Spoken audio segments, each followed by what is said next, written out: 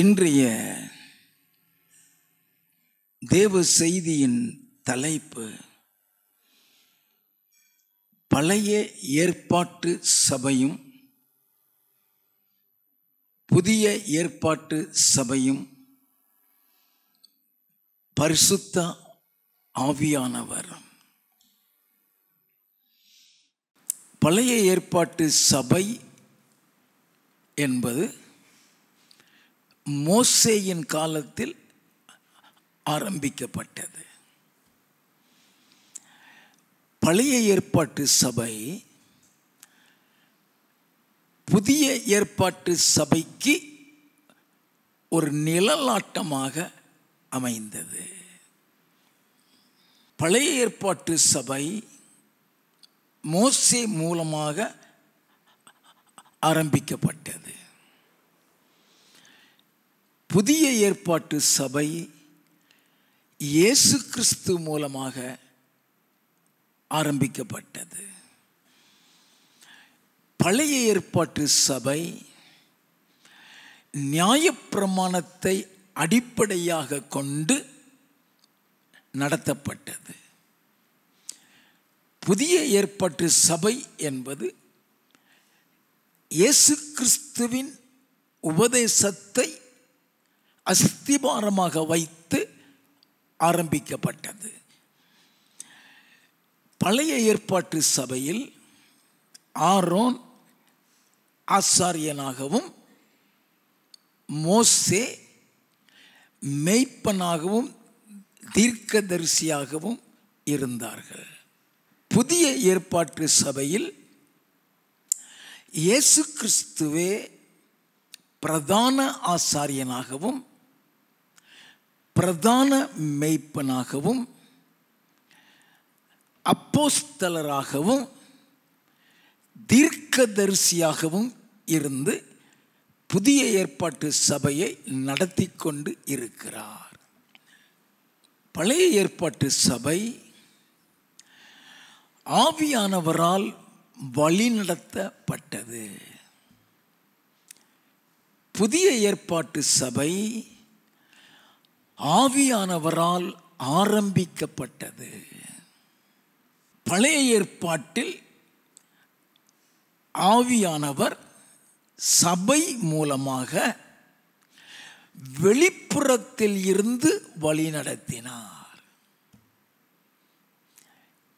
புதிய ஏற்பாட்டு சபையில் ஆவியானவர் சபை மூலமாக நமக்குள் இருந்து வழி நடத்துகிறார். பழைய ஏற்பாட்டு சபையில் மோசே மலைக்கு மேலே ஏறி தேவனிடத்தில் இருந்து கட்டளைகளை பெற்று மக்களுக்கு கொடுத்தான். புதிய ஏற்பாட்டு சபையில் இயேசு கிறிஸ்து மலைக்கு மேல் போய் ஜெபம் பண்ணி தேவனிடத்தில் இருந்து கட்டளைகளை பெற்று சபைக்கு கொடுத்தார். பழைய ஏற்பாட்டு சபையில் ஆவியானவர் சபையை கானான் தேசத்தை நோக்கி வழிநடத்தி சென்றார். புதிய ஏற்பாட்டில் ஆவியானவர் சபையை பரலோகத்தை நோக்கி வழிநடத்தி கொண்டு செல்லுகிறார். பழைய ஏற்பாட்டின் சபை கூடுதலினால் தேவ ஜனங்களுக்குள் தெய்வ பக்தியும் கர்த்தருக்கு பயப்படுகிற பயமும் உண்டானது. புதிய ஏற்பாட்டின் சபையில் சபை கூடுதல் மூலமாக இயேசு கிறிஸ்துவினுடைய வருகைக்கு சபையை ஆயத்தப்படுத்தக்கூடிய காரியங்களை ஆவியானவர் செயல்படுத்தி கொண்டு இருக்கிறார். இவைகள் எல்லாவற்றையும் வேத வசன அடிப்படையில் தொடர்ந்து தியானிப்போம். ஏன் இந்த தேவ செய்தியை தொடர்ந்து எடுக்கிறேன்? அவருடைய வருகை சமீபமாகிவிட்டது. மணவாட்டி சபையாய் உருவாக்கி கொண்டிருக்கிறார். ஆகவே நாம் அதை தொடர்ந்து கவனித்துக் கொள்ள வேண்டும். மோசேயின் காலத்தில் பழைய ஏற்பாட்டு சபை உருவாக்கப்பட்ட முறையும் புதிய ஏற்பாட்டு சபை உருவாக்கப்பட்ட முறையையும் நாம் தியானிப்போம். சங்கீத புஸ்தகம் 22வது சங்கீதம் 30வது வசனம். ஒரு சந்ததி அவரை சேவிக்கும், தலைமுறை தலைமுறையாக அது ஆண்டவருடைய சந்ததி என்னப்படும். நல்லா கவனித்துக் கொள்ள வேண்டும். ஒரு சந்ததி அவரை சேவிக்கும், தலைமுறை தலைமுறையாய் அது ஆண்டவருடைய சந்ததி எண்ணப்படும். அவரை சேவிக்கும் சொன்னாலே அவரை தொழுது கொள்ளும், அவரை ஆராதிக்கும், அவரை தேடும். யோசுவா சொல்லுகிறானே, நானும் என் வீட்டாரும் என்றால் கர்த்தரையே சேவிப்போம். நல்லா கவனித்துக் கொள்ள வேண்டும். கர்த்தர் விரும்புகிறது எல்லாமே முழு குடும்பமாய் அவரை சேவிக்கிறது தான். ஆண்டவர் விரும்புகிறதே முழு குடும்பமாய்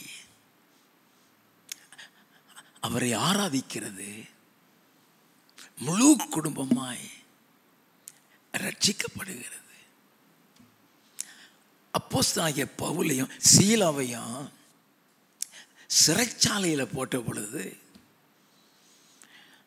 அவங்களுடைய பாடல்கள் மூலமாகவே இயேசுவை பிரசங்கித்து முடிச்சிட்டாங்க. சிறை கைதிகள் எல்லாம் ரட்சிக்கப்பட்டுட்டான். அந்த சிறை அதிகாரி வந்து பார்க்குறான், கதவெல்லாம் திறந்து கிடக்கு, கையில் கட்டியிருந்த சங்கிலியெல்லாம் கீழே விழுந்து கிடக்கு. எல்லாரும் தப்பிச்சு போயிட்டான் சொல்லி தன்னை மாற்றிக்கொள்ள முயற்சி செய்கிறான். பவுலு சத்தம் போட்டு, உனக்கு ஒன்றும் செய்யாதப்பா, நாங்கள் எல்லாரும் இங்கே தான் இருக்கிறோம். திருடன், களவு செய்தவன், கொலைக்கு நியமிக்கப்பட்டவன் ஒருத்தன் கூட போகலை. நான் நினைக்கிறேன், நீ ஏன் தப்பிச்சு போகலைன்னு அவன் கேட்டிருக்க வேண்டும்.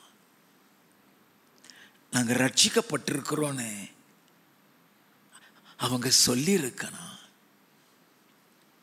அவனுக்கு ரட்சிப்புனா என்னன்னே தெரியாது. அவன் பேதுருவை பார்த்து கேட்குறான், ரட்சிக்கப்படுகிறதுக்கு நான் என்ன செய்ய வேண்டும்? வாசிப்போமா? அப்போஸ்தலர் நடவடிக்கைகளின் புஸ்தகம் 16வது அதிகாரம் 30வது 31வது வசனங்கள். அவர்களை வெளியே அழைத்து வந்து, ஆண்டவமாரே, ரட்சிக்கப்படுவதற்கு நான் என்ன செய்ய வேண்டும் என்றான். நான் என்ன செய்ய வேண்டும் தான் கேட்கிறான். அந்த நான் அவன் கேட்ட கேள்விக்கு பவுல் சொல்கிற பதிலை பாருங்க, வாசிப்போம். அதற்கு அவர்கள், கர்த்தராகிய இயேசு கிறிஸ்துவை விசுவாசி, அப்பொழுது நீயும் உன் வீட்டாரும் ரட்சிக்கப்படுவீர்கள் என்று சொல்லி. கர்த்தராகிய இயேசு கிறிஸ்துவை விசுவாசி, நீயும் உன் வீட்டாரும் ரட்சிக்கப்படுவீங்க. What does it mean? உன் குடும்பத்தில் யாரு முதல்ல ரட்சிக்கப்படுகிறியோ அந்த நபர் மூலமாகத்தான் முழு குடும்பத்தையும் அவர் ரட்சிக்கிறாரு. உன் முழு குடும்பம் ரட்சிக்கப்படலைன்னா நீ ரட்சிக்கப்படலைன்னு அர்த்தம். நீ மனசுக்குள்ள நான் ரட்சிக்கப்பட்டிருக்கிறேன், நான் சபைக்கு ஒழுங்கா போயிட்டு இருக்கிறேன்னு நினைச்சா நீ உன்னை ஏமாத்தி கொண்டிருக்கிறாய். நல்லா கவனிக்க வேண்டாம்.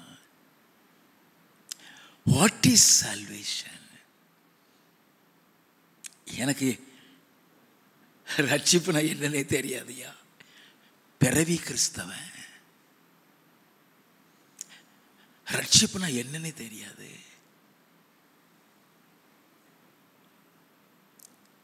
ஆனா ரட்சிக்கப்பட்ட மனைவியை கட்டினேன். அந்த மனைவி மூலமா என்னை ரட்சித்தது மாத்திரம் இல்லை, ஊழியக்காரனாகவும் கொண்டு வந்திருக்கிறாரு. வசனம் பொய் இல்லையா? வசனம் பொய் இல்லை. ஏன் சபை? நீ மட்டும் ரட்சிக்கப்படுகிறதுக்கு சபை அல்ல.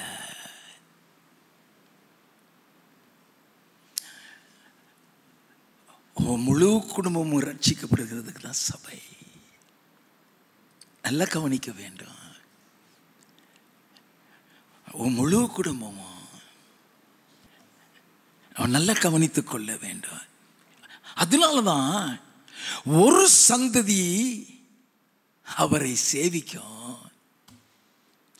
தலைமுறை தலைமுறையாய் அது ஆண்டவருடைய சந்ததி என்று அழைக்கப்படும். உன் முழு குடும்பம் ரட்சிக்கப்பட்டா உன் பிள்ளைகள் ரட்சிக்கப்படுவாங்க. உன் பிள்ளைகள் ரட்சிக்கப்பட்டா ரட்சிக்கப்பட்ட துணையை கர்த்தர் கொண்டு வருவார்.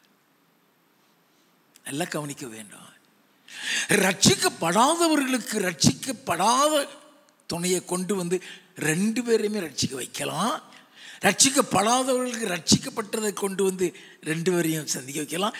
அவருடைய அனாதி தீர்மானங்கள் நமக்கு தெரியாது. God can do anything. நம்ம சபையில் உள்ள பெரிய கிருபையே குடும்பம் குடும்பமாய் ரட்சித்திருக்கிறார் ஐயா.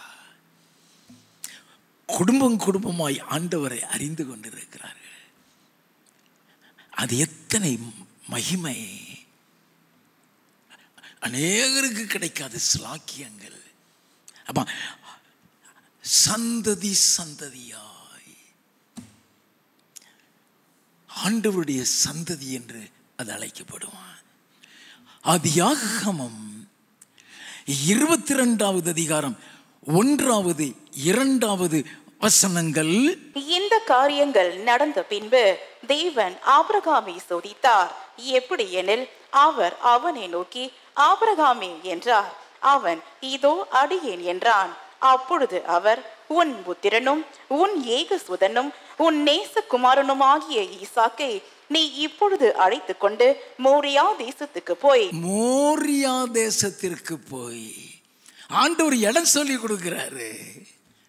நல்லா கவனிக்க வேண்டிய வேதத்தில் தேவனாகிய கர்த்தர் ஒரு இடத்தை குறித்து சொல்லுகிறார்னா God has a vision upon that place. நல்லா கவனித்துக் கொள்ள வேண்டும். ஆண்டவர் ஒரு குறிப்பிட்ட இடத்துக்கு போன்னு சொல்றாரு. எங்கனாலும் நீ பலி செலுத்தலாம் சொல்லல, இடமே சொல்லாம அவனை பலி செலுத்துன்னு சொல்லவில்லை. மோரியா தேசத்திற்கு போய் அங்கே நான் உனக்கு குறிக்கும் மலைகள் ஒன்றின் மேல் அவனை தகன பலியாக பலியிடு என்றார். நான் குறிக்கும் மலையின் மேல். நல்லா கவனிங்க. இந்த அடையாளம் அவருடைய வருகை வரைக்கும் உள்ள அடையாளம். நம்ம அதை அறிந்து கொள்ளவில்லை. ஆண்டவர் அவனுக்கு இடத்தை கொடுத்து மோரியா தேசத்துக்கு போப்பா, அங்கு நான் குறிக்கிற மலைக்கு போ, அந்த மலையில அவனை தகன பலியிடுங்கிறாரு. 9வது வசனத்தில் இருந்து தேவன் அவனுக்கு சொல்லி இருந்த இடத்துக்கு வந்தார்கள். அவர் சொல்லி இருந்த இடத்துக்கு வந்துட்டான். வாசிப்போம். அங்கே ஆபிரகாம் ஒரு பலிபீடத்தை உண்டாக்கி கட்டைகளை அடுக்கி தன் குமாரனாகிய ஈசாக்கை கட்டி அந்த பலிபீடத்தில் அடுக்கிய கட்டைகளின் மேல் அவனை கிடத்தினான். பின்பு ஆபிரகாம் தன் குமாரனை வெட்டும்படிக்கு தன் கையை நீட்டி கத்தியை எடுத்தான். அப்பொழுது கர்த்தருடைய தூதனானவர் வானத்தில் இருந்து ஆபிரகாமே ஆபிரகாமே என்று கூப்பிட்டார். அவன் இதோ அடியேன் என்றான். அப்பொழுது அவர், பிள்ளை ஆண்டான் மேல் உன் கையை போடாதே, அவனுக்கு ஒன்றும் செய்யாதே. நீ அவனை உன் புத்திரன் என்றும் உன் ஏகசோதன் என்றும் பாராமல் எனக்காக ஒப்பு கொடுத்தபடியினால் நீ தேவனுக்கு பயப்படுகிறவன் என்று இப்பொழுது அறிந்திருக்கிறேன் என்றார். நல்ல கவனிங்க. உன் குமாரனை பலியிடுங்கிறார். ஐயா, எவ்வளவு அன்பு வைத்திருப்பான். நான் சொன்னேன், பழைய ஏற்பாட்டு சம்பவங்கள் புதிய ஏற்பாட்டுக்கு நிழலாட்டம்னு சொன்னேன். நல்லா கவனிக்க வேண்டும். உன் குமாரனை பலியிடு. அப்ப குமாரன் பலியிடப்பட்டுத்தான் ஆக வேண்டும்.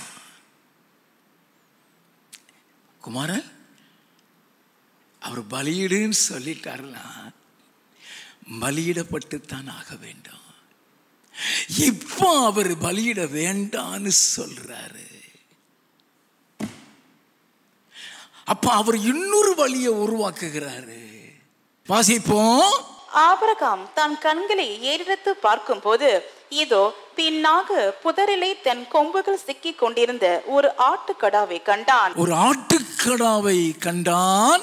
அப்பொழுது ஆபிரகாம் போய் கடாவை பிடித்து அதை தன் குமாரனுக்கு பதிலாக தகன பலியிட்டான். அதை தன் குமாரனுக்கு பதிலாக. புதிய ஏற்பாட்டில் அவருடைய குமாரனை தான் பலியிட்டாரியா. அந்த குமாரன் மூலமாக தான் புதிய ஏற்பாட்டு சபையை உருவாச்சு. இங்கு அந்த குமாரனுக்கு பதிலாக ஒரு ஆட்டுக்கடாவை கொண்டு வந்த படியினால புதிய ஏற்பாட்டில் அந்த குமாரனுக்கு தான் ஆட்டுக்குட்டியானவர்ங்கிற பேர் வந்துச்சு. ஐயா, நல்ல கவனிங்க. God has his plan before the creation of the world. நாம் அதை அறிந்து கொள்ள வேண்டும். நான் அதனால தான் உங்களை எல்லாம் சொல்றேன். இந்த சபையில் நீ வந்து உட்கார்ந்து இருக்கிறியா, you are precious in the sight of God. You are precious in the sight of God. நீ ஆண்டவருடைய பார்வையில் விலையேற பெற்றவா. நீ விலையேற பெற்றவன். அவருடைய ரத்தத்தில் மீட்கப்பட்டவங்க. இந்த செய்தி நல்லா கவனிச்சுட்டே வாங்க. Very important. நம்ம அதை அறிந்து கொள்ள வேண்டும். ஏன் குமாரனை பலியிட சொன்னார்? ஆபிரகாம் அதற்கு தன்னை அர்ப்பணிச்சிட்டான். ஐயா, அவன் அன்பு குமாரன்ட்டு இல்லை. அவன் அன்பு அந்த ஆண்டவர் மீது. ஐயா, அந்த ஆண்டவருக்காக தன் முழு வாழ்க்கையை அர்ப்பணிச்சு வந்து நிற்கிறவன்.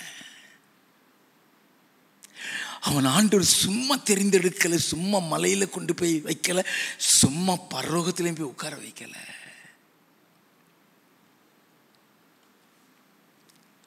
எந்த அளவுக்கு அவன் தேவன் மீது அன்பு, விசுவாசம், நம்பிக்கை வைத்திருந்தான், தன் மகனையே பலி செலுத்த ஒப்பு கொடுப்பான். understand love of Abraham and the love of father. யோவான் எழுதின சுவிசேஷம் 3வது அதிகாரம் 16வது வசனம். தேவன் தம்முடைய ஒரே பேரான குமாரனை விசுவாசிக்கிறவன் எவனோ அவன் கெட்டு போகாமல் நித்திய ஜீவனை அடையும்படிக்கு அவரை தந்தருளி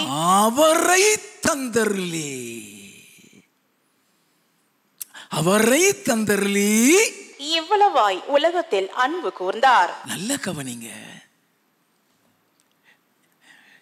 அவருடைய குமாரனை கொடுத்தது பிதா நம் மீது வைத்திருக்கிற அன்பை காட்டுறதுக்கு தான். நல்லா கவனிக்க வேண்டும். தன் குமாரனையே கொடுக்கிறார்னா நம்ம இது எத்தனை அன்பு வச்சிருப்பாரு. அதே அன்பு ஆபிரகாமுக்குள்ள. நல்லா கவனிக்க வேண்டும். I am talking about the love. I am talking about the love. அந்த மோரியா தேசத்தில் போய் நான் குறிக்கிற மலையில் அவன் தகன பலியிடுன்னு சொன்னா, ஆபிரகாம் தேவன் மீது வைத்த அன்பை அங்கே வெளிப்படுத்துகிறான். அந்த அன்புல கர்த்தருக்கு பயப்படுகிற பயம் இருக்கு. அதனால தான் சொல்ல, நீ இப்பொழுது கர்த்தருக்கு பயந்தவங்கிறத நான் அறிந்திருக்கிறேன். ஆண்டவரே அங்க ஒரு ஆட்டுக்கடாவை காமிக்கிறாரு, அதை பலி செலுத்துறான். நல்லா கவனிச்சுக்கிடுங்க. அதை பலி செலுத்தி முடிச்சுட்டு அதுக்கு ஒரு இடம் வைக்கிறான். 14வது வசனம். ஆபிரகாம் அந்த இடத்துக்கு யெகோவா ஈரே என்று பெயரிட்டான். அதனாலே கர்த்தருடைய பர்வதத்திலே பார்த்து கொள்ளப்படும் என்று இந்நாள் வரைக்கும் சொல்லப்பட்டு வருகிறது. என்னது? கர்த்தருடைய பர்வதம், அது பேர். அந்த இடம் அது வெறுமையா கர்த்தருடைய பர்வதம் மட்டும் சொல்லப்படல, கர்த்தருடைய பர்வதத்தில் பார்த்து கொள்ளப்படும். நல்லா கவனிங்க. இந்த மோரியா மலையில தான் தாவீது தவறு செய்த பொழுது தேவனுடைய வாதைகள் இறங்கி ஆயிரக்கணக்கான மக்கள் செத்த பொழுது தேவ தூதனை தாவீது தரிசித்த இடம் இதுதான். இந்த இடத்துல தான் தாவீது தேவதூதனை கண்ட பின்பு வாதை நீங்க பலி செலுத்தின இடமும் இதுதான். மோசே உண்டாக்கின ஆசரிப்பு கூடாரம் கட்டப்பட்ட இடமும் இந்த இடம்தான்.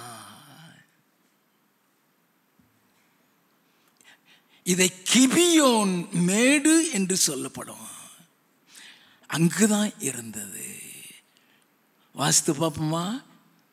1 நாளாகமம் 21வது அதிகாரம் 28வது 29வது வசனங்கள்.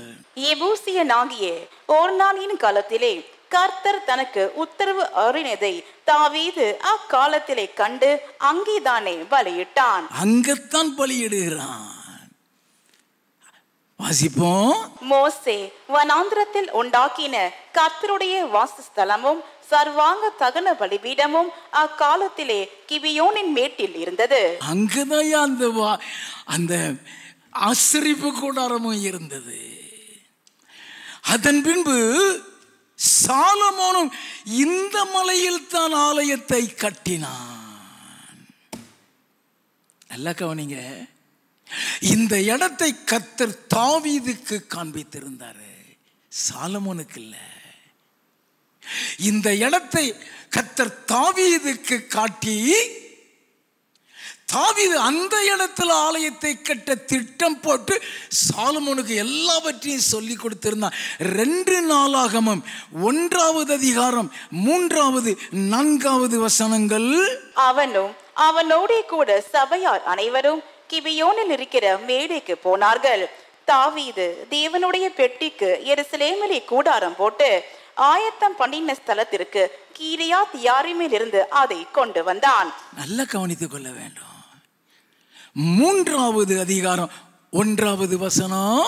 பின்பு சாலமோன் எருசலேமிலே தன் தகப்பனாகிய தாவீதுக்கு காண்பிக்கப்பட்ட மோரியா எனும் மலையில், தன் தகப்பனாகிய தாவீதுக்கு காண்பிக்கப்பட்ட மோரியா என்னும் மலையில், எபூசியனாகிய ஓர்னானி களம் என்னும் தாவீது குறித்து வைத்த ஸ்தலத்திலே கர்த்தருடைய ஆலயத்தை கட்ட துவக்கினான். அங்கதான் ஆலயத்தை கட்டினான். எல்லாமே என் ஆண்டவர் திட்டம் போட்டு செய்கிறாரு. சபைய சாதாரணமா நினைச்சிடாதீங்க. It's his plan. It's his plan. நம்ம வானத்தின் வாசல் சபை இப்படி ஒரு இடம் இருக்குங்கிறதெல்லாம் எனக்கு தெரியவே தெரியாது. இது ஒரு காடு, வயக்காடு. காடுன்னா வயக்காடு. ஒரு வீடு கிடையாது, ஒரு ரோடு கிடையாது. இங்கே கொண்டு வந்து இடத்தை காமிக்கிறாரு. மோரியா மலையில போய் பலியிடுங்கிறாரு.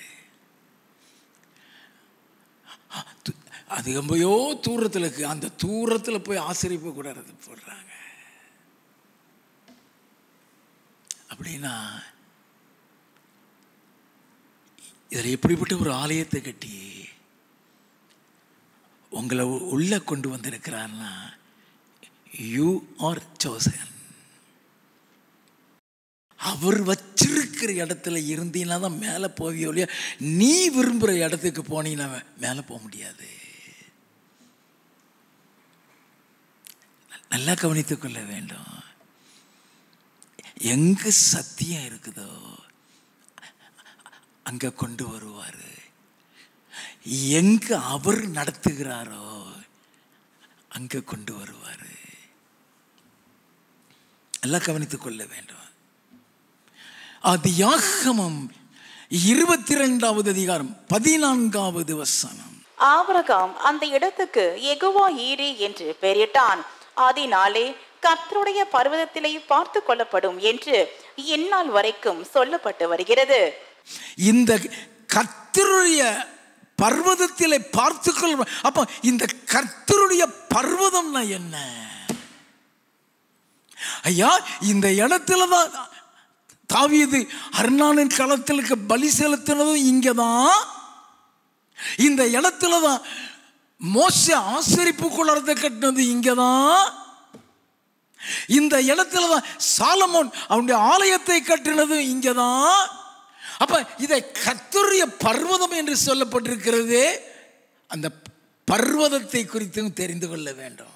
ஏசாயா தீர்க்கதரிசியின் புஸ்தகம் 2வது அதிகாரம் 2வது 3வது வசனங்கள். கடைசி நாட்களில் கர்த்தருடைய ஆலயமாகிய பர்வதம், கர்த்தருடைய ஆலயமாகிய பர்வதம் பர்வதங்களின் கொடுமுடியில் ஸ்தாபிக்கப்பட்டு மலைகளுக்கு மேலாய் உயர்த்தப்படும். மலைகளுக்கு மேலாய் உயர்த்த. இப்ப அது மலையில தான் கட்டப்பட்ட இடம். மலைகளுக்கு மேலாய் உயர்த்தப்படும். எல்லா ஜாதிகளும் அதற்கு ஓடி வருவார்கள். எல்லா ஜாதிகளும் அதற்கு ஓடி வருவார்கள். திரளான ஜனங்கள் புறப்பட்டு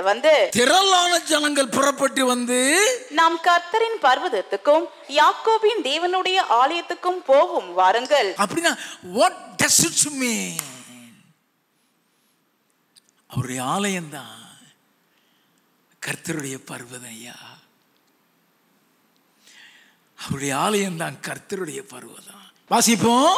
அவர் தமது வழிகளை நமக்கு போதிப்பார். அவர் தமது வழியை நமக்கு போதிப்பார். நாம் அவர் பாதைகளில் நடப்போம் என்பார்கள். நாம் அவர் பாதையில் நடப்போம் என்பார்கள். ஏனெனில் சீயோனில் இருந்து வேதமும் எருசலேமில் இருந்து கர்த்தரின் வசனமும் வெளிப்படும். அங்கதாயா வசனம் வெளியே வரும். அங்கதான் வசனம் வெளியே வரும். நல்லா கவனிங்க. ஆலயம் சொல்றது அவருடைய பர்வதமாய் இருக்க வேண்டாம். ஆலயம் சொல்லப்படுகிறது அவருடைய வசனம் வெளிப்படுகிற இடமாக இருக்க வேண்டும் ஐயா. ஏனெனில் சீயோனில் இருந்து வேதமும் எருசலேமில் இருந்து கர்த்தருடைய வசனமும் அந்த வசனம்தான் உன்னை பரலோக ராஜ்யத்துக்கு வழி நடத்தும். அந்த வசனம்தான் உன்னை பரிசுத்தவானா மாத்தும். அந்த வசனம்தான் உன்னை மனவாட்டி சபையாய் உருவாக்கும். ஐயா, சங்கீத புஸ்தகம் 24வது சங்கீதம் 3வது வசனத்தில் இருந்து வாசிக்க கேட்போம். யார் கர்த்தருடைய பர்வதத்தில் ஏறுவான்? யார் கர்த்தருடைய பர்வதத்தில் ஏறுவான்? யார் அவருடைய பரிசுத்த ஸ்தலத்தில் நிலைத்திருப்பான்? யார் அவருடைய பரிசுத்த ஸ்தலத்தில் நிலைத்திருப்பான்? நல்ல கவனிங்க. கர்த்தருடைய பர்வதத்தில் ஏறுவான் சொல்லப்பட்டிருக்கிற வசனத்தின் அர்த்தம் அந்த பர்வதங்கிறது பரலோகம். ஆனால் அதே நேரத்தில் யார் அவருடைய பரிசுத்த ஸ்தலத்தில் நிலைத்திருப்பான் அது ஆலயம். அவருடைய பரிசுத்த ஸ்தலத்தில் யார் நிலைச்சிருப்பா? மற்றவங்களை கலட்டி விட்டு விடுவார். அதுக்கு தான் அந்த வசனம் கொடுக்கிறாரு. வாசிப்போம். கைகளில் சுத்தம் உள்ளவனும் கைகளில் சுத்தம் உள்ளவனோ இருதயத்தில் மாசில்லாதவனுமாயிருந்து தன் ஆத்துமாவை மாயைக்கு ஒப்பு கொடாமலும். மாயைக்குனா ஹிப்போக்ரஸின்னு அர்த்தம், வேஷம் போடுறதுன்னு அர்த்தம். முன்னால நல்லவங்களா நடிக்கிறது, பின்னால் அவங்களுடைய சுபாவங்களை காட்டுறது, ஹிப்போக்ரசி. அதுதான் ஆண்டவர் சொல்லுகிறார், இருதயத்தில் மாசில்லாதனும் தன் ஆத்மாவை மாயைக்கு ஒப்புக்கூடாமலோ கபடாய் ஆணையிடாமலும் இருக்கிறவனே. கபடாய் ஆன, கபடாய் ஆனனா நல்ல கவனிங்க, பொய் ஆணை என்ற அர்த்தம் அல்ல. உனக்கு தானே, நான் செய்யாம வேற யார் செய்வா? நான் செய்யாம உனக்கு யார் செய்வா? நான் இருக்கேன், அதுக்கப்புறம் உன்னை கண்டுக்கிடவே மாட்டான். அதுக்கு பேர் கபடாய் ஆணையிடுகிறது. அதுக்கு பேர் கபட. எல்லாமே வேஷம் இருக்கும், எல்லாமே வேஷம் இருக்கும். அவன் அங்க இருக்க மாட்டானா? வாசிப்போம். அவன் கர்த்தரால் ஆசீர்வாதத்தையும் தன் ரட்சிப்பின் தேவனால் நீதியையும் பெறுவான். அந்த பரிசுத்த ஸ்தலத்துல வச்சிட்டாரா, நீ ஆசீர்வதிக்கப்பட்டுத்தானாக வேண்டும். உன்னை ஏழ்மையில கொண்டு வருவாரு, உன்னை வறுமையில கொண்டு வருவாரு, உன்னை தருத்திரத்துல கொண்டு வருவாரு, உனக்குள்ள சத்தியத்தை புகுப்பாரு, அந்த சத்தியத்தின்படி நடக்க வைப்பாரு, அது நிமித்தம் உன்னை ஆசீர்வதிப்பாரு. நல்லா கவனிங்க. It's something more deeper, something more deeper. ஒரு ஆழமான செய்தியை அவர் கொடுக்கிறார். சொன்னா உங்களை ஆண்டவர் மேன்மைப்படுத்தி கொண்டு வருகிறார் அர்த்தம். ஐயா, அல்லேலூயா. நல்லா கவனித்துக் கொள்ள வேண்டும். வாசிப்போம். இதுவே அவரை தேடி, இதுவே அவரை தேடி விசாரித்து அவருடைய சமூகத்தை நாடுகிற யாக்கோபு என்னும் சந்ததி, வாசல்களே உங்கள் தலைகளை உயர்த்துங்கள், வாசல்களே உங்கள் தலைகளை உயர்த்துங்கள், அநாதி கதவுகளை உயருங்கள், அநாதி கதவுகளை உயருங்கள், மகிமையின் ராஜா உட்பிரவேசிப்பார். அவருக்கு இடம் கொடுங்கிறாரு, அவரை உள்ள விட்டுரு, உன்னை நடத்துவாரு. பியூட்டிஃபுல் வசனம் அது. ஆண்டவர் சொல்லி கொடுக்கிறாரு, ஒரு சந்ததி அவரை சேவிக்கும்.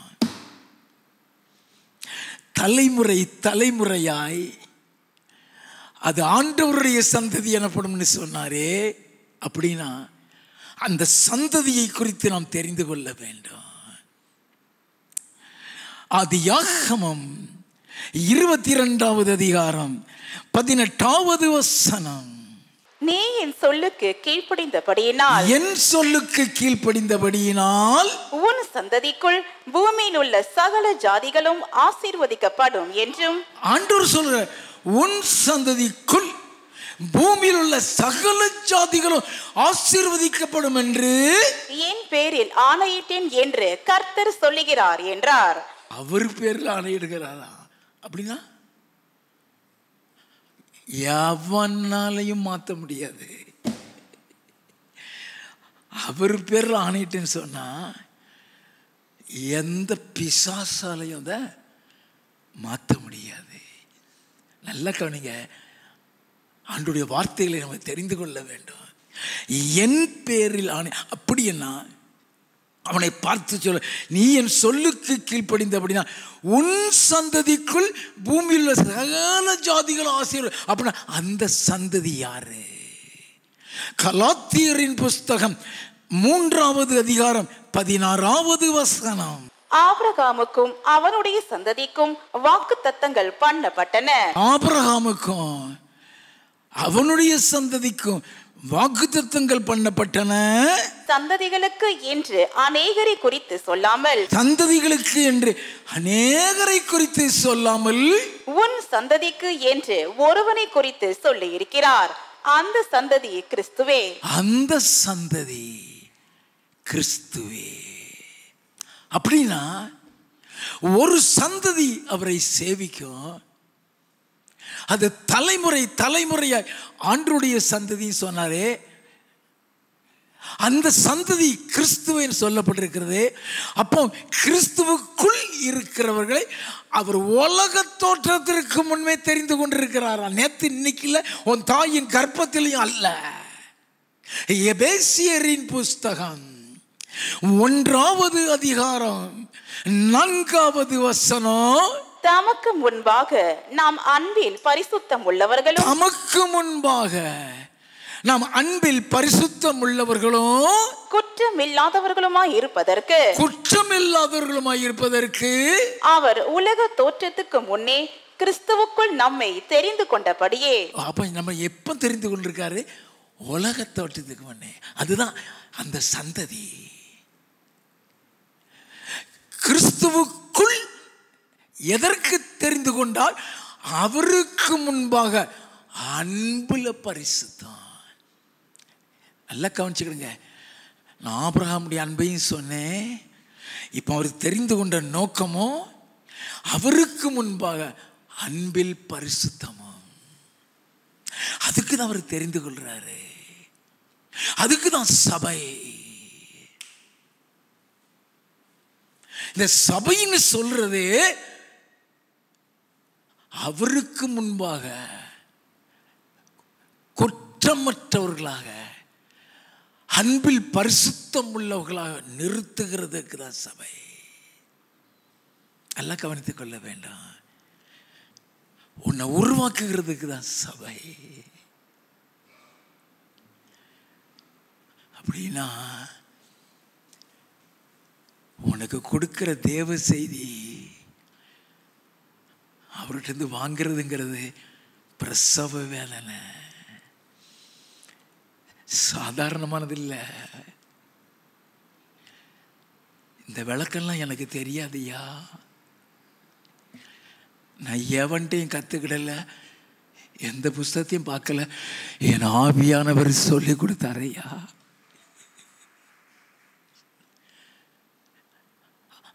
எங்க எந்த வசனம் இருக்குங்கிறது அவருக்கு தான் தெரியும்.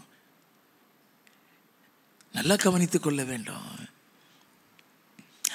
அப்ப நீங்களும் நானும் அவருடைய சந்ததி. நீங்களும் நானும் உலக தோற்றத்திற்கு முன்பாகவே தெரிந்து கொள்ளப்பட்டவங்க. அவருக்கு முன்பாக அன்பில் பரிசுத்தம் உள்ளவர்களும் குற்றமற்றவர்களுமாய் இருப்பதற்கு உலக தோற்றத்திற்கு கிறிஸ்துவுக்குள் தெரிந்து கொண்டிருக்கிறார். அதனால தான் இங்கே கொண்டு வந்து நமக்கு இப்படி சொல்லி கொடுத்து கொண்டு இருக்கிறார். அல்லேலூயா. போகட்டும். சபை உருவாக்கப்பட்டது எப்படி? ஆதியாகமம் 15வது அதிகாரம் 13வது 14வது வசனங்கள். அப்பொழுது அவர் ஆபிராமை நோக்கி, உன் சந்ததியார் தங்களுடையதல்லாத அந்நிய தேசத்திலே பரதேசிகளாயிருந்து அத்தேசத்தாரை சேவிப்பார்கள் என்றும் அவர்களால் 400 வருஷம் உபத்திரவப்படுவார்கள் என்றும் நீ நிச்சயமாய் அறிய கடவாய். நல்ல கவனிங்க. ஆபிரகாமுடைய சந்ததியை பத்தி சொல்றாரு. 400 ஆண்டுகள் உபத்திரவப்படுவார்கள் வருஷத்தையும் சொல்லிட்டாரு. என்னைக்கோ நடக்க போகுது. Everything is God's plan. நல்லா கவனிச்சுக்கிடுங்க. எப்பயோ உள்ளது. ஆபிரகாமுக்கு சொல்ல 400 ஆண்டுகள். வாசிப்போம். இவர்கள் சேவிக்கும் ஜாதிகளை நான் நியாயம் தீர்ப்பேன். இவர்கள் சேவிக்கும் ஜாதிகளை நான் நியாயம் தீர்ப்பேன். பின்பு மிகுந்த பொருள்களுடனே புறப்பட்டு வருவார்கள். Everything God has a plan. Everything God has a plan. நம்ம ஏதோ ஒரு வாழ்க்கையில வாழ்றோம் நினைச்சிட்டு இருக்கோம். ஏதோ தெரியாம இங்க வந்து நிக்கிறோம். You have been brought by the Lord. இந்த சபையில வந்து இருக்கிற ஒரு விசுவாசிய கூட என் சபைக்கு வாங்கன்னு சொல்லி நான் அழைச்ச ஹிஸ்டரியே கிடையாது. இங்கே இருக்கிற அப்படி நான் உங்களை என் சபைக்கு வான்னு சொன்ன சரித்திரம் இருந்தால் நீ எழுந்து சொல்லலாம். என்னை நீங்கள் தான் வாங்கன்னு சொன்னீங்கன்னு சொல்லி. உன்னை கொண்டு வந்தது கர்த்தரையா, உன்னை கொண்டு வந்தது கர்த்தரையா. நான் யாரையுமே அழைக்கல. சபையை பற்றி எனக்கு தெரியாது. ஹல்லேலூயா. அவர் உன்னை கொண்டு வந்து உன்னை பரலோகத்துக்கு கொண்டு போகிறதற்காக உன்னை தேவன் தெரிந்து கொண்டிருக்கிறார். அவருடைய பிள்ளையாக, அவருடைய செல்ல பிள்ளையாக கர்த்தர் உன்னை தெரிந்து கொண்டிருக்கிறார். ஹல்லேலூயா. ஹல்லேலூயா. 18வது வசனத்தில் இருந்து, அந்நாளிலே கர்த்தர் ஆபிராமோடைய உடன்படிக்கை பண்ணி எகிப்தின் நதி துவக்கி ஐபிராத் நதி என்னும் பெரிய நதி முட்டம் உள்ளதும் கேனியரும் கெனிசியரும் கத்மோனியரும் ஏத்தியரும் பெரிசியரும் ரெப்பாய்மியரும் எமோரியரும் கானானியரும் கிர்காசியரும் எபூசியரும் என்பவர்கள் இருக்கிறதுமான இந்த தேசத்தை உன் சந்ததிக்கு கொடுத்தேன் என்றார். ஆபிரகாம் சொல்றாரு கானானை குறித்து, ஏவியரும் எபூசியரும் இருக்கிற இடத்தை குறித்து. நெகேமியாவின் புஸ்தகம் 9வது அதிகாரம் 7வது 8வது வசனங்கள். ஆபிராமை தெரிந்து கொண்டு அவனை ஊர் என்னும் கல்தேயரின் பட்டணத்தில் இருந்து புறப்பட பண்ணி அவனுக்கு ஆபிரகாம் என்னும் பெயரிட்ட தேவனாகிய கர்த்தர் நீர் அவன் இருதயத்தை உமக்கு முன்பாக உண்மையுள்ளதாக கண்டு, அவன் இருதயத்தை உமக்கு முன்பாக உண்மையுள்ளதா. அவன் ஹிப்போக்ரசியே கிடையாது.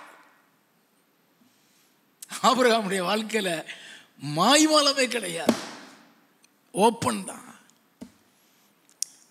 கிறிஸ்துவின் அன்பை பெற்றவன். இயேசு கிறிஸ்து சொன்னார் இல்லையா, ஐஸ்வர்யான் லாசர் காரியத்தில் லாசரு ஆபிரகாம் மடியில் இருக்கான்னு சொன்னாரு. What does it mean? ஆபிரகாமுக்குள்ள கிறிஸ்துவின் அன்பு. அந்த அன்பு தான் அவனை பரலோகத்துக்கு கொண்டு போச்சு. போகட்டும். வாசிப்போம். கானானியர், கானானியர், ஏத்தியர், ஏத்தியர், எமோரியர், எமோரியர், பெரிசியர், பெரிசியர், எபூசியர், எபூசியர், கிர்காசியருடைய தேசத்தை அவன் சந்ததிக்கு கொடுக்கும்படி அவனோடு உடன்படிக்கை பண்ணி உம்முடைய வார்த்தைகளை நிறைவேற்றினீர். நல்ல கவனிங்க. சொன்னது அப்படியே செஞ்சாராம். வார்த்தையை நிறைவேற்றினேன்.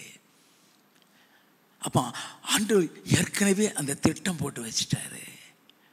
இப்போ ஆபிரகாமுடைய சந்ததி, ஆபிரகாம், ஈசாக்கு, யாக்கோபு, இந்த ஆபிரகாமுடைய சந்ததியை அப்படியே இஸ்ரவேலாக மாற்றுகிறார்.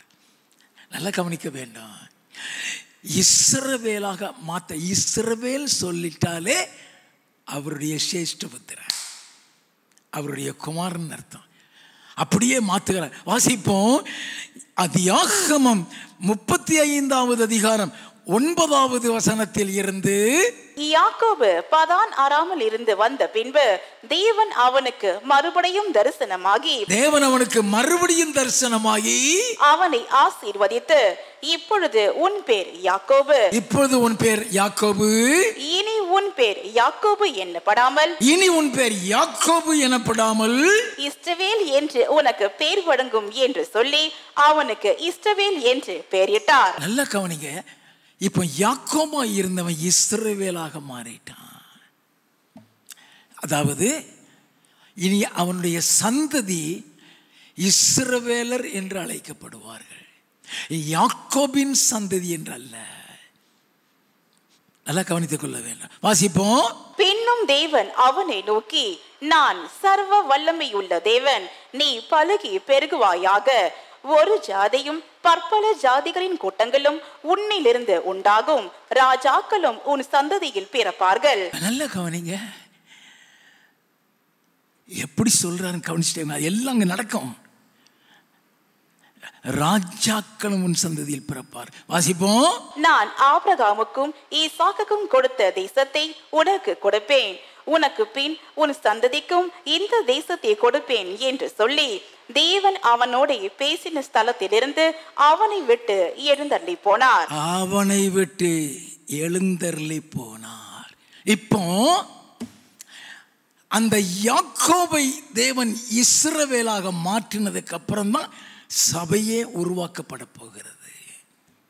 யாத்ராகமம் 2வது அதிகாரம் 23, 24 ஆபிரகாமிடத்தில் சொன்ன அந்த காரியத்தை தேவன் நினைக்கிறார். வாசிப்போம். சில காலம் சென்ற பின் எகிப்தின் ராஜா மரித்தான். இஸ்ரவேல் புத்திரர் அடிமைத்தனத்தினால் தவித்து முறையிட்டுக் கொண்டிருந்தார்கள்.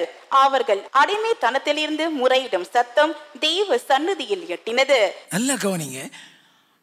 அடிமைத்தனத்தினால் நல்லா கவனித்துக் கொள்ள வேண்டும். அவங்க அடிமைத்தனத்துக்குள்ள இருக்கிறாங்க. அந்த சத்தம் தேவ சந்நிதியில் எட்டியது. தேவன் அவர்கள் பெருமூச்சை கேட்டு தாம் ஆபிரகாமோடும் ஈசாக்கோடும் யாக்கோபோடும் செய்த உடன்படிக்கையை நினைவு கூர்ந்தார். ஆபிரகாம் சொன்னதை ஈசாக்கிட்டையும் சொல்லுவாரு, யாக்கோப்டையும் சொல்லுவாரு. அந்த உடன்படிக்கையை நினைவு கூர்ந்தார். நல்லா கவனித்து. யாத்ராகமம் 3வது அதிகாரம் 1வது வசனத்தில் இருந்து. மோசே மீதியான் தேசத்து ஆசாரியனாயிருந்த தன் மாமனாகிய எத்திரோவின் ஆடுகளை மேய்த்து வந்தான். அவன் பாட்டுக்கு ஆட்டம் வச்சுட்டு கிடக்குறாங்க.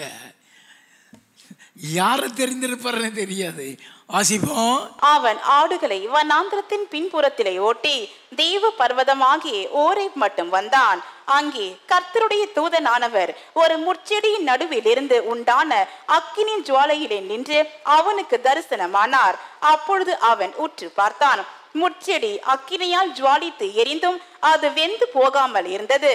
அப்பொழுது மோசே, இந்த முட்செடி வெந்து போகாதிருக்கிறது என்ன?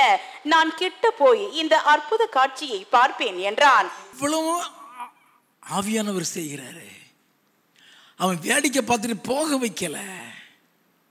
He was pulled in towards the bush. He was pulled in.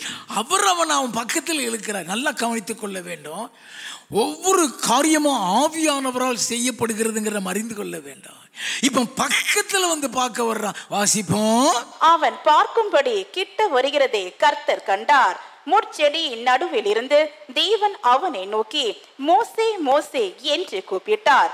ஆண்டவனு கூட மோசே மோசே பேர் சொல்லி கூப்பிடுகிறாரு. கூப்பிட்டார். அவன் இதோ அடியேன் என்றான். இதோ அடியேன். 7வது வசனம். அப்பொழுது கர்த்தர், எகிப்தில் இருக்கிற என் ஜனத்தின் உபத்திரவத்தை நான் பார்த்து ஆலோட்டிகள் நிமித்தம் அவர்கள் இடுகிற கூக்குரலை கேட்டேன். அவர்கள் படுகிற வேதனைகளையும் அறிந்திருக்கிறேன். எகிப்து தேசத்துல உபத்திரவப்படுவார்கள் என்று தான் ஆபிரகாம் சொன்னாரு. இப்ப அந்த உபத்திரவத்தை நான் பார்த்தேன் என்று சொல்லுகிறாரு. அடுத்த வசனம், அவர்களை எகிப்தியரின் கைக்கு விடுதலையாக்கவும் அவர்களை அந்த தேசத்திலிருந்து நீக்கி கானானியரும் ஏத்தியரும் எமூரியரும் கானானியரும் ஏத்தியரும் எமோரியரும் பெரிசியரும் ஏவியரும் எபூசியரும் இருக்கிற இடமாகிய இதைத்தான் ஆபிரகாம் சொன்னாரு. நல்லா கவனிங்க, அதை இங்க இப்போ மோசேல சொல்றாரு. வாசிப்போம். பாலும் தேனும் ஓடுகிற நலமும் விசாலமுமான தேசத்தில் கொண்டு போய் சேர்க்கவும் இறங்கினேன். இப்போ அந்த காரியத்தை செயல்படுத்துகிறாரு.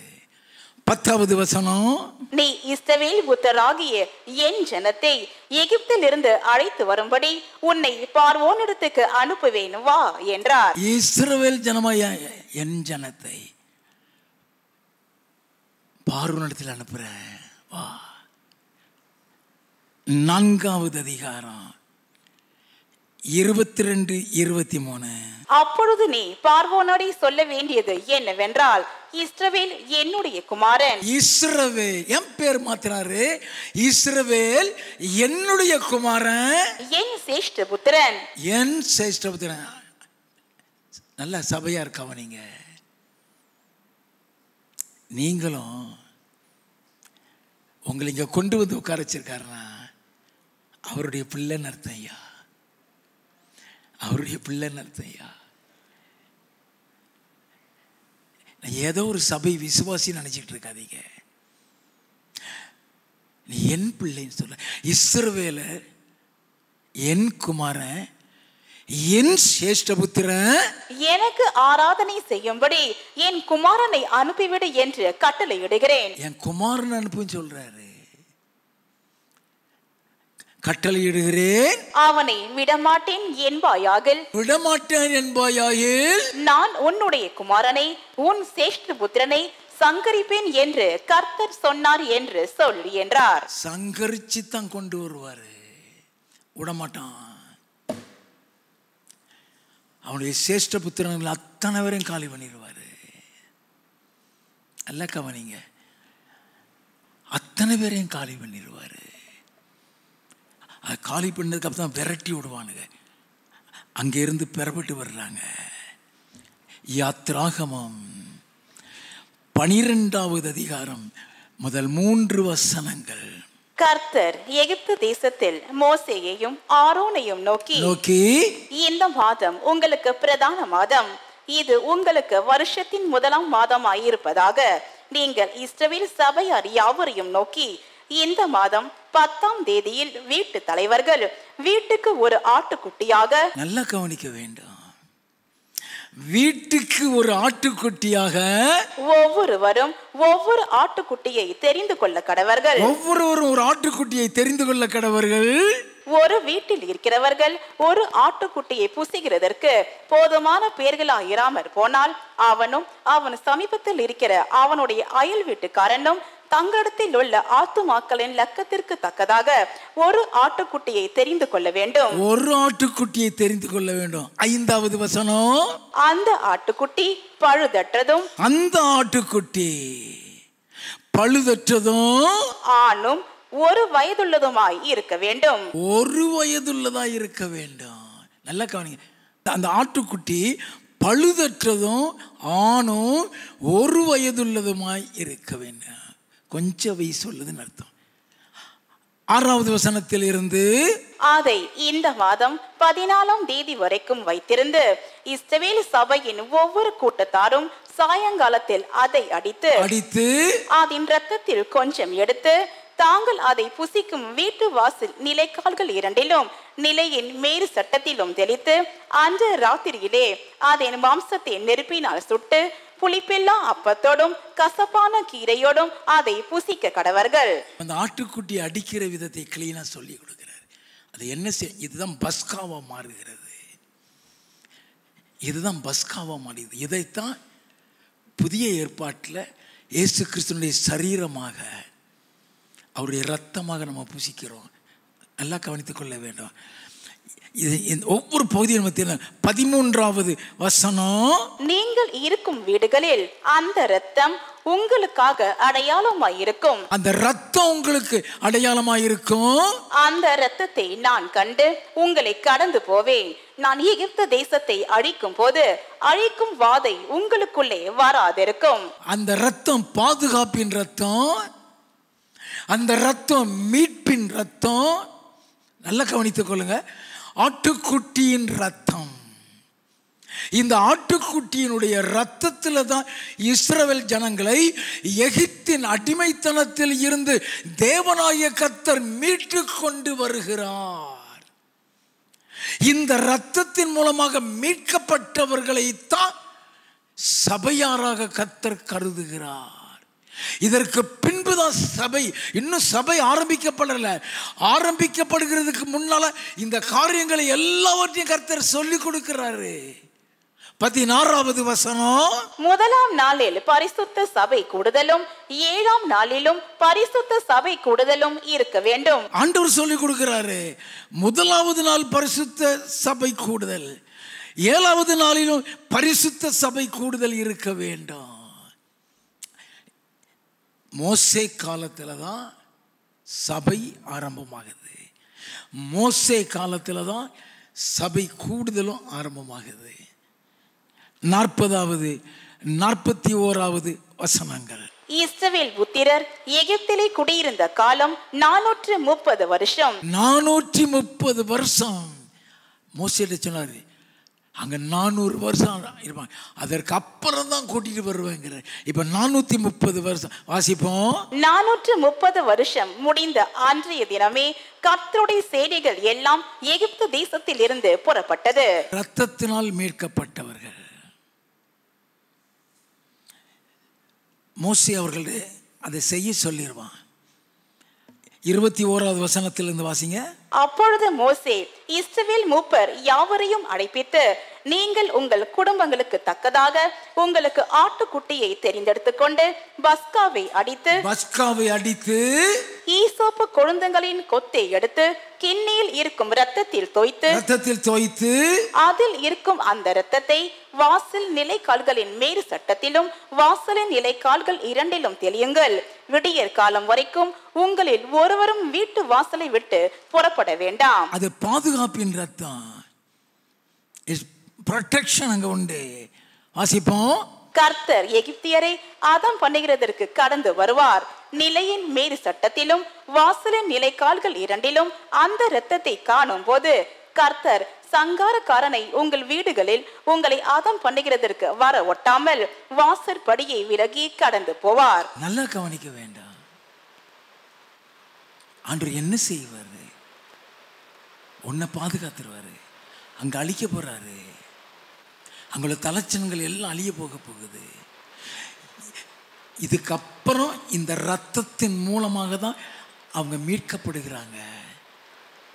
27வது வசனம். இது கர்த்தருடைய பஸ்காவாகிய பலி. இது கர்த்தருடைய பஸ்காவாகிய பலி. 24வது வசனம். இந்த காரியத்தை உங்களுக்கும் உங்கள் பிள்ளைகளுக்கும் நித்திய நியமமாக கை கொள்ள கடவீர்கள். இது கடைசி வரைக்கும் இருக்கும். இயேசு கிறிஸ்துவின் நாட்களிலும் இது இருந்தது. இயேசு கிறிஸ்துவும் இதில் பானம் பண்ணி பங்கு பெற்றவர் தான். அவர் சிலுவையில் அறையப்படும் பொழுது அவர் ஆட்டுக்குட்டியாக பலியிடப்படுவார். இதற்கு அப்புறம் தான் சபை உருவாகுதல் ஆரம்பிக்கிறது. வேதம் சொல்கிறது 40-41 வசனத்தில் இஸ்ரவேல் எகிப்திலே குடியிருந்த காலம் 430 வருஷம். 430 வருஷம் முடிந்த அன்றைய தினம் கர்த்தருடைய சேனை. இது பேர் என்னது? இஸ்ரவேல் ஜனங்களை என்ன சொல்றாரு? கர்த்தருடைய சேனையெல்லாம் எகிப்து தேசத்தில் இருந்து புறப்பட்டது, வெளியே கொண்டு வந்து விட்டார். யாத்ராகமம் 14வது அதிகாரம் 5வது வசனத்தில் இருந்து, ஜனங்கள் ஓடி போய் விட்டார்கள் என்று எகிப்தின் ராஜாவுக்கு அறிவிக்கப்பட்ட போது ஜனங்களுக்கு விரோதமாக பார்வோனும் அவன் ஊழியக்காரரும் மனம் வேறுபட்டு, நமக்கு வேலை செய்யாதபடிக்கு நாம் இஸ்ரவேலரை போக விட்டது என்ன காரியம் என்றார்கள்.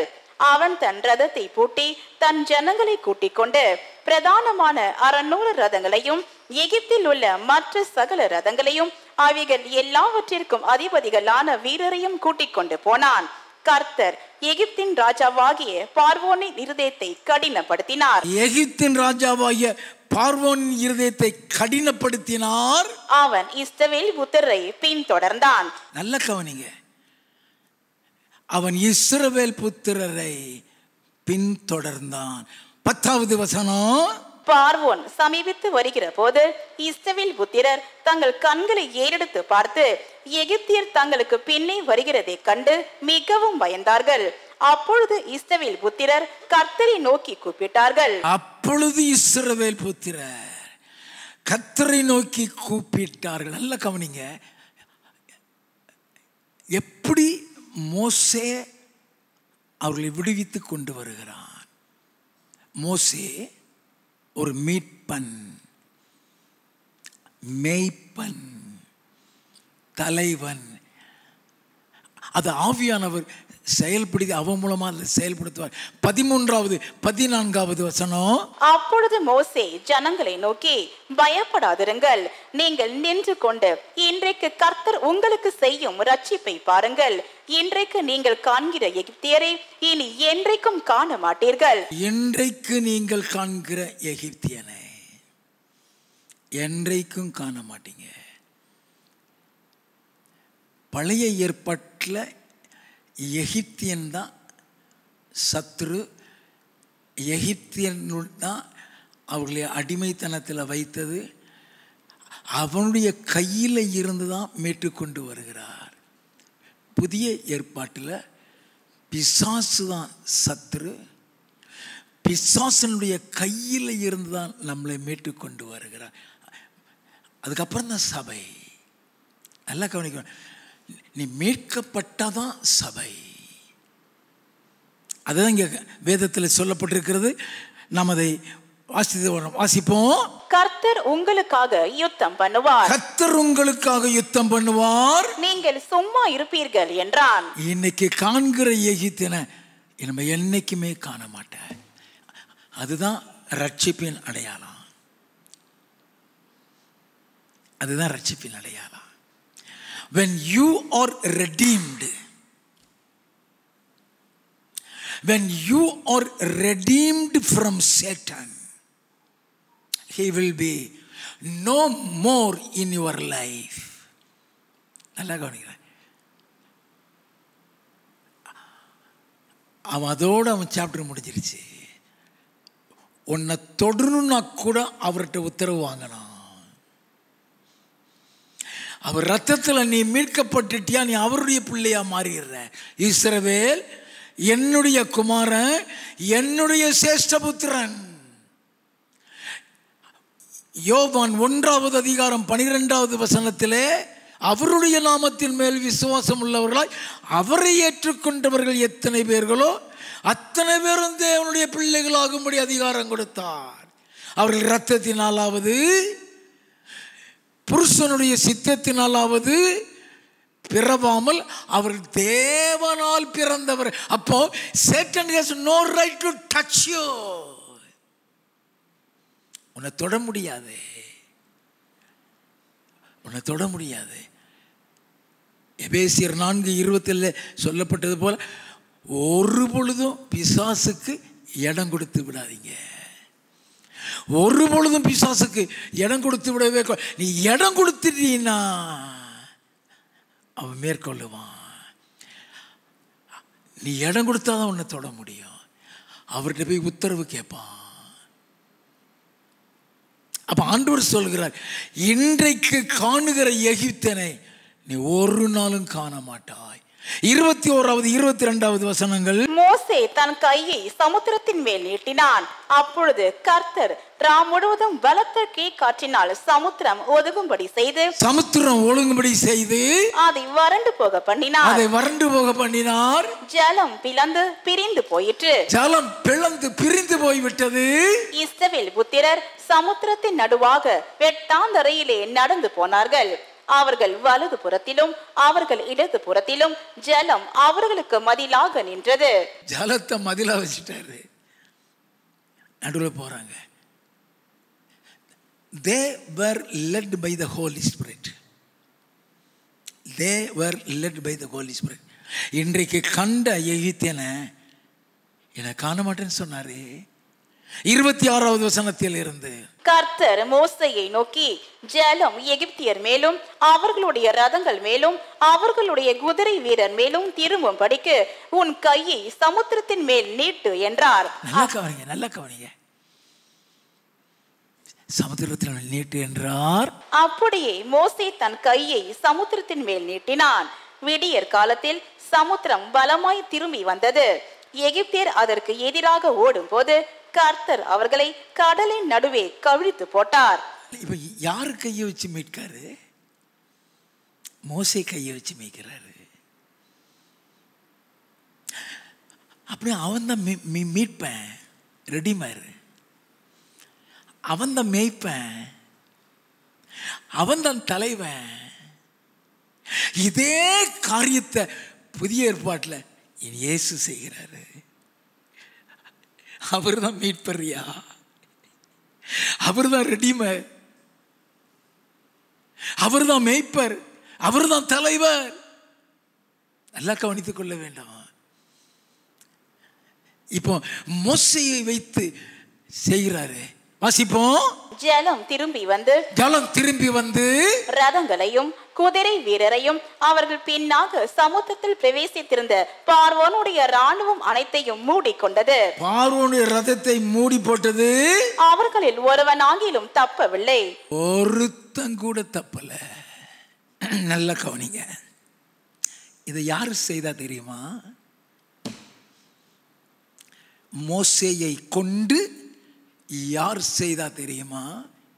ஏசாயா தீர்க்கதரிசியின் புஸ்தகம் 63வது அதிகாரம் 12வது வசனம். அவர்கள் நடுவிலே தம்முடைய பரிசுத்த ஆவியை இருக்க கட்டளையிட்டு, அவர்களுடைய நடுவிலே தம்முடைய பரிசுத்த ஆவியை இருக்க கட்டளையிட்டு மோசேயின் வலது கையை கொண்டு, மோசேயின் வலது கரத்தை கொண்டு அவர்களை தமது மகிமையின் புயத்தினாலே நடத்தி தமக்கு நித்திய கீர்த்தியை உண்டாக்க அவர்களுக்கு முன்பாக தண்ணீரை பிளந்து. நல்ல கவனிங்க. இது யாரு? பரிசுத்த ஆவியானவர். அப்போ இஸ்ரவேல் ஜனங்களை வழி நடத்தினது பரிசுத்த ஆவியானவர். 14வது வசனம். கர்த்தருடைய ஆவியானவர் அவர்களை பள்ளத்தாக்கிலே போய் இறங்குகிற மிருக ஜீவன்களை போல இளைப்பாற பண்ணினார். இப்படியே தேவரீர் உமக்கு மகிமையுள்ள கீர்த்தியை உண்டாக்கும்படி உம்முடைய ஜனத்தை நடத்தினீர். ஆவியானவரை கொண்டு நடத்துகிறார். அது பழைய ஏற்பாட்டு சபையா இருந்தாலும் சரி, அது புதிய ஏற்பாட்டு சபையாக இருந்தாலும் சரி, நடத்துகிறவர் ஆவியானவர். இப்போ அவர்களை ஆண்டவர் நடத்தி கொண்டு வந்து கொண்டிருக்கிறாரு. முழுக்க முழுக்க ஆவியானவரால் வழிநடத்தப்பட. யாத்ராகமம் 13வது அதிகாரம் 21, 22. அவர்கள் இரவும் பகலும் வழிநடக்க கூடும்படிக்கு கர்த்தர் பகலில் அவர்களை வழிநடத்த மேக ஸ்தம்பத்திலும், பகலில் வழிநடத்த மேக ஸ்தம்பத்திலும், இரவில் அவர்களுக்கு வெளிச்சம் காட்ட அக்கினி ஸ்தம்பத்திலும் அவர்களுக்கு முன் சென்றார். அக்கினி ஸ்தம்பத்திலும் அவர்களுக்கு முன் சென்றார். நல்லா கவனிங்க. இரவுல வழி நடத்த அக்கினி ஸ்தம்பத்தில் முன் சென்றார். வாசிப்போம். பகலிலே மேக ஸ்தம்பமும் இரவிலே அக்கினி ஸ்தம்பமும் ஜனங்களிடத்திலிருந்து விலகி போகவில்லை. முழுக்க முழுக்க ஆவியானவருடைய கண்ட்ரோல்ல தான் போய்கிட்டு இருக்குது. அவர்கள் மூலமாக அதை நடத்துறாரு. வெளியே கொண்டு வந்து விட்டார். எகிப்தின் அடிமைத்தனத்தில் இருந்து அவர்களை வெளியே கொண்டு வந்து விட்டார்.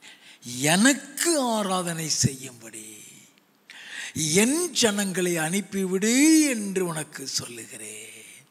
பார்வோன் அப்படிதான் சொன்னார். அவருக்கு ஆராதனை செய்ய அந்த ஆராதனை முறை ஆரம்பமாகிறது. சபை ஆரம்பமாகிறது. யாத்ராகமம் 25வது அதிகாரம் 1வது வசனமும் 8வது வசனமும். கர்த்தர் மோசேயை நோக்கி, அவர்கள் நடுவிலே நான் வாசம் பண்ண எனக்கு ஒரு பரிசுத்த ஸ்தலத்தை உண்டாக்குவார்களாக. அவர்கள் நடுவிலே வாசம் பண்ண எனக்கு ஒரு பரிசுத்த ஸ்தலத்தை உண்டாக்குவார்களாக. நான் உனக்கு காண்பிக்கும் வாசஸ்தலத்தின் மாதிரியின்படியும் அதனுடைய எல்லா தட்டு முட்டுகளின் மாதிரியின்படியும் அதை செய்வீர்களாக. அதை எப்படி செய்யணும்னு சொல்லி கொடுக்கிறாரு. நல்ல கவனிங்க. அந்த ஆலயத்தை, அந்த ஆசீர்வாதத்தை எப்படி செய்யணும், இதே மாதிரி தான் சாலமோனுக்கும் தாவீதுக்கு கையில் எழுதி கொடுத்துருவார். எப்படி நடத்தணும், சரி, எப்படி அந்த ஆலயத்தை கட்டணும். ஆண்டவர் படம் வரைஞ்சி தாவீது கையில் கொடுக்குறார். தாவீது அதை சாலமோனுக்கு கொடுத்து தான் அந்த ஆலயத்தை கட்டுறான். அப்போ அந்த ஆசரிப்பு கூடாரத்தை எப்படி கட்டணுங்கிறத கர்த்தர் சொல்லி கொடுத்துட்டு அவனுக்கு சொல்லுகிறார். 40வது வசனம். மலையிலே உனக்கு காண்பிக்கப்பட்ட மாதிரியின்படியே அவைகளை செய்ய எச்சரிக்கையாயிரு. மலையில் உனக்கு அதை எப்படி செய்யணும்னு சொல்லி கொடுத்தனோ அதை மாதிரி செய்ய எச்சரிக்கையாயிரு. யாத்ராகமம் 33வது அதிகாரம் 1வது 2வது வசனங்கள். கர்த்தர் மோசேயை நோக்கி, நீயும் எகிப்து தேசத்தில் இருந்து நீ அழைத்து கொண்டு வந்த ஜனங்களும் இவ்விடத்தை விட்டு புறப்பட்டு உன் சந்ததிக்கு கொடுப்பேன் என்று நான் ஆபிரகாமுக்கும் ஈசாக்குக்கும் யாக்கோபுக்கும் ஆணையிட்டு கொடுத்த பாலும் தேனும் ஓடுகிற தேசத்துக்கு போங்கள். நான் ஒரு தூதனை உங்களுக்கு முன்பாக அனுப்பி கானானியரையும் எமோரியனையும் ஏத்தியனையும் பெருசியனையும் ஏவியனையும் எபூசியனையும் துரத்தி விடுவேன். நீ அங்க போய் கஷ்டமே போட வேண்டாம்ப்பா. நான் ஒரு தூதனை உனக்கு தேசத்தை கிளியர் ஆகி கொடுப்பேன். இப்போ they were traveling to Canaan. இப்போ கானானை நோக்கி பிரயாணம் பண்ணுகிறாங்க. 7வது வசனம். மோசே கூடாரத்தை பெயர்த்து அதை பாளையத்துக்கு புறம்பே தூரத்திலே போட்டு அதற்கு ஆசரிப்பு கூடாரம் என்று பெயரிட்டான். அதற்கு ஆசரிப்பு கூடாரம் என்று சொல்லி பெயரிட்டான். ஆண்டவர் ஒவ்வொரு காரியத்தையும் அவங்களுக்கு சொல்லி கொடுக்கிறாரு. 9வது வசனம். மோசே கூடாரத்துக்குள் பிரவேசிக்கையில் மேக ஸ்தம்பம் இறங்கி கூடார வாசலில் நின்றது. கர்த்தர் மோசேயோட பேசினார். கர்த்தர் மோசேயோட பேசினார்னு சொல்லப்பட்டிருக்கு. என்ன பேசினார்? யாத்ராகமம் 25வது அதிகாரம் 22வது வசனம். அங்கே நான் உன்னை சந்திப்பேன். கிருபாசனத்தின் மீதிலும் சாட்சி பெட்டியின் மேல் நிற்கும் 2 கேருபீன்களின் நடுவிலும் இருந்து நான் இஸ்ரவேல் புத்திரருக்காக உனக்கு கற்பிக்க போகிறவளை எல்லாம் உன்னோட சொல்லுவேன். அங்கதான் உனக்கு சொல்லி கொடுக்கிறேன். இஸ்ரவேல் புத்திரருக்கு எந்த காரியத்தை சொல்லிக் கொடுக்க வேண்டும், என்ன கட்டளைகள் சொல்லிக் கொடுக்க வேண்டும், எல்லாவற்றையும் அங்கிருந்தா சொல்லிக் கொடுப்பேன். யாத்ராகமம் 40வது அதிகாரம் 34 இருந்து 38 வரை. அப்பொழுது ஒரு மேகம் ஆசரிப்பு கூடாரத்தை மூடினது. கர்த்தருடைய மகிமை வாசஸ்தலத்தை நிரப்பிற்று. மேகம் அதன் மேல் தங்கி கர்த்தருடைய மகிமை வாசஸ்தலத்தை நிரப்பினதினால் மோசே ஆசரிப்பு கூடாரத்துக்குள் பிரவேசிக்க கூடாமல் இருந்தது. வாசஸ்தலத்தில் இருந்து மேகம் மேலே எழும்பும் போது இஸ்ரவேல் புத்திரர் பிரயாணம் பண்ண புறப்படுவார்கள். மேகம் எழும்பாதிருந்தால் அது எழும்பும் நாள் வரைக்கும் பிரயாணம் பண்ணாதிருப்பார்கள். இஸ்ரவேல் வம்சத்தார் பண்ணும் எல்லா பிரயாணங்களிலும் அவர்கள் எல்லாருடைய கண்களுக்கும் பிரத்யட்சமாக பகலில் கர்த்தருடைய மேகமும் இரவில் அக்கினியும் வாசஸ்தலத்தின் மேல் தங்கி இருந்தது. நல்ல கவனிங்க. பாதுகாப்பு சபை மூலமாகத்தான். பாதுகாப்பே சபை மூலமாகத்தான். நீ எந்த அளவுக்கு உன்னை சபைக்கு அர்ப்பணித்து வந்து பங்கு வருகிறாயோ அந்த சபை மூலமாகத்தான் ஆசீர்வாதம், சபை மூலமாக தான் பாதுகாப்பு. அந்த பாதுகாப்பை கர்த்தர் கொடுக்கிறார். இதுவரை பழைய ஏற்பாட்டில் சபை ஆரம்பித்த சரித்திரத்தை பார்த்தோம். பழைய ஏற்பாட்டில் ஆட்டுக்குட்டியின் இரத்தத்தால் இஸ்ரவேல் ஜனங்களை எகிப்தின் அடிமைத்தனத்தில் இருந்து மீட்டு வெளியே கொண்டு வந்து ஆவியானவரால் வழி நடத்தி ஆசரிப்பு கூடாரத்தை உருவாக்கி அந்த ஆசரிப்பு கூடாரத்தின் மூலமாக அவர்களுக்கு கட்டளைகளையும் நியாய பிரமாணங்களையும் கொடுத்து அவர்களை போதித்து வழி நடத்தி கானானை நோக்கி பிரயாணம் பண்ண வைத்துக் கொண்டிருக்கிறார். We are also in a journey of traveling. நாமும் பிரயாணத்தில் தான் இருக்கிறோம். அன்றைய பிரயாணம் கானானை நோக்கி, இன்றைய பிரயாணம் பரலோகத்தை நோக்கி. அல்லேலூயா.